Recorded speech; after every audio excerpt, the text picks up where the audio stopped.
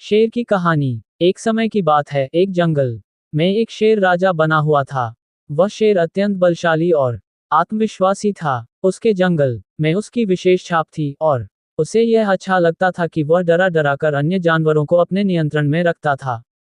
एक दिन शेर ने सोचा कि वह भी हाथी की तरह राजा की तरह शान से घूमना चाहता है। इसलिए उसने अपने जंगल के सभी जानवरों को आदेश दिया कि एक आसन हाथी पर लगाएं। शेर की इस इच्छा को जानकर सभी जानवर उसके आदेशों का पालन करने लगे और शेर ने हाथी पर एक आसन लगाकर बैठ गया। लेकिन जैसे ही हाथी चलने लगा, उसका आसन हिल जाता है और शेर नीचे गिर जाता है।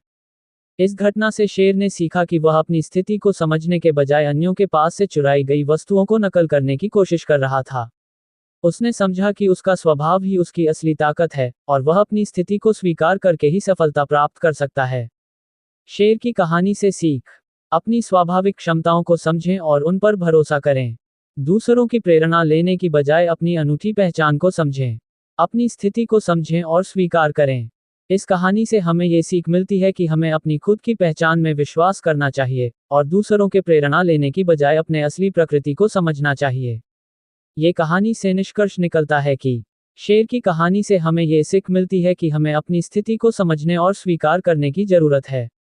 सफलता के लिए हमें अपनी असली पहचान में विश्वास करना चाहिए और दूसरों की प्रेरणा लेने की बजाय अपनी अनूठी पहचान को समझना चाहिए।